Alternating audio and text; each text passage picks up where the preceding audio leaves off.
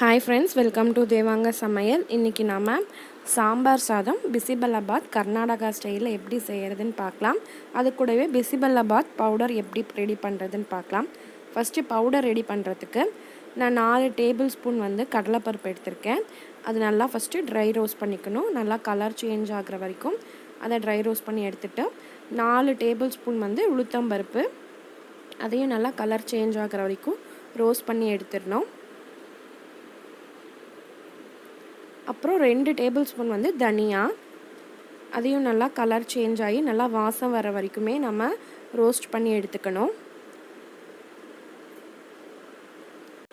அடுத்து கசகசா 1.5 table spoon எடுத்திருக்கேன்.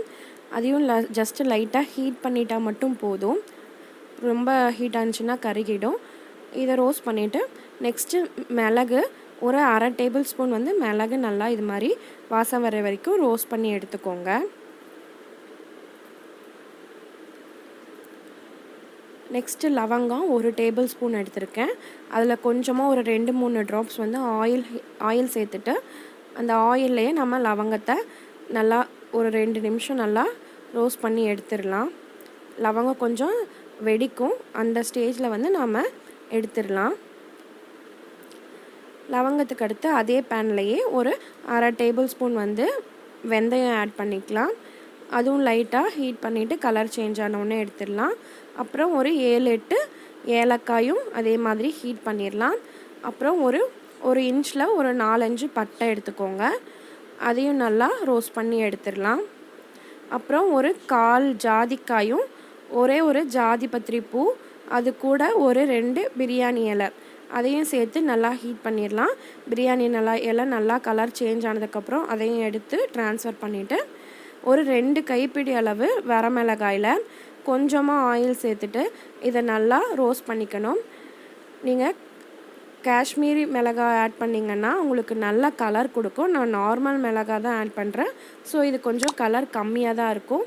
இது எல்லாத்தையுமே நல்லா ஆற வச்சுட்டு ஒரு 1/4 ஸ்பூன் பெருங்காயம் சேர்த்து நம்ம மிக்சியில் நைஸாக பவுடர் பண்ணி எடுத்துக்கிட்டால் நம்மளுக்கு பிசிபெல்லாபாத் பவுடர் ரெடி ஆகிடும். சாரி ஃப்ரெண்ட்ஸ், நான் ஆட் பண்ணதை வீடியோ எடுக்க மறந்துட்டேன். ஸோ நான் இப்போ சொல்லிடுறேன்.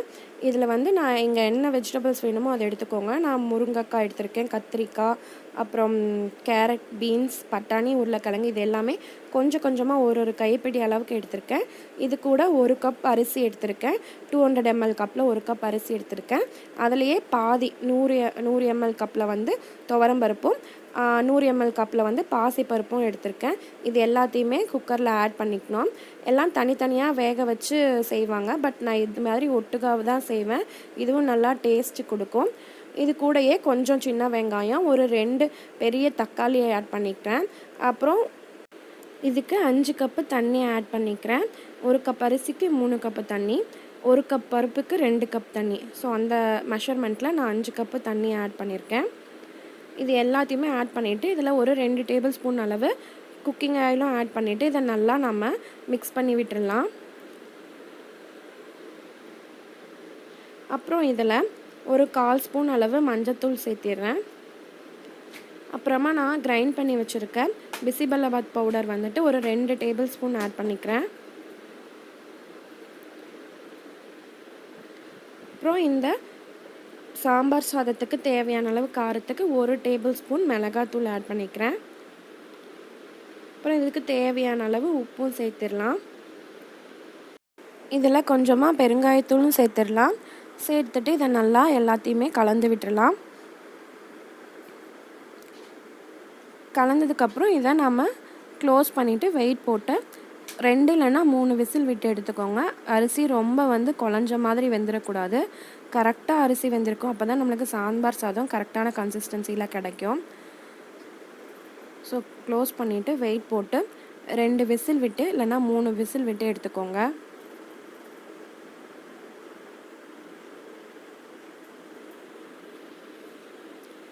இப்போது சாம்பார் சாதம் தாளிக்கிறதுக்கு நான் ஒரு பேனில் 2 டேபிள் ஸ்பூன் எண்ணெய், 2 டேபிள் ஸ்பூன் நெய் விட்டு அது ஹீட் ஆனதுக்கப்புறமா கடுகு, உளுத்தம்பருப்பு, கடலைப்பருப்பு போட்டு தாளிச்சிடுறேன்.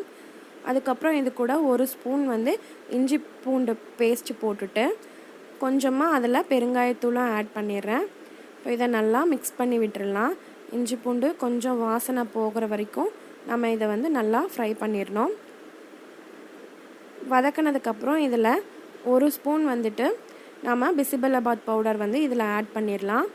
இது நெய்யில் ஆட் பண்ணுறதுனால நம்மளுக்கு ரொம்ப வாசமாக இருக்கும். ஆட் பண்ணிவிட்டு இது கூட கொஞ்சமாக ஒரு கொத்து கருவேப்பிலையும் சேர்த்துடலாம். சேர்த்துட்டு இதை நல்லா நம்ம மிக்ஸ் பண்ணி வச்சிடலாம். கொஞ்சம் அடுப்பை ஸ்லிம்மில் வச்சுக்கோங்க, இல்லைன்னா கருகிடும். ஸ்லிம்மில் வச்சு இதை நல்லா வதக்கி விட்டுடலாம். நீங்கள் ரெடிமேட் பிசிபெல்லாபாத் பவுடர் கூட யூஸ் பண்ணிக்கலாம்.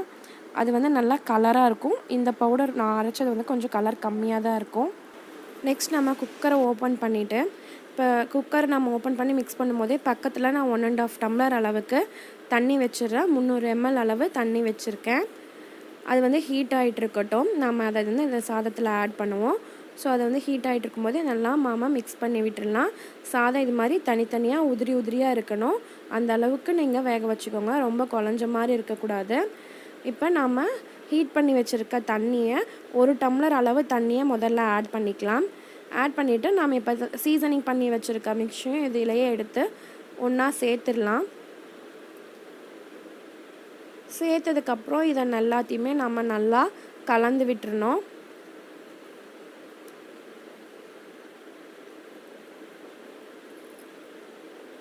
இது பார்க்குறதுக்கு இப்போ கொஞ்சம் கொலன்னு இருக்க மாதிரி இருந்தாலுமே இது நம்மளுக்கு ஆறின உடனே நல்லா கெட்டி ஆகிடும். ஸோ கன்சிஸ்டன்சி நீங்கள் ஆஃப் பண்ணும்போது கரெக்டாக ஆஃப் பண்ணணும். கொஞ்சம் கொலன்னு இருக்க மாதிரி தான் ஆஃப் பண்ணணும். பட் அது ஆறுனா கொஞ்சம் கெட்டி ஆகிடும். மீதி இருக்கிற ஒரு 1/2 டம்ளர் தண்ணியுமே நான் இப்போ ஆட் பண்ணிடுறேன்.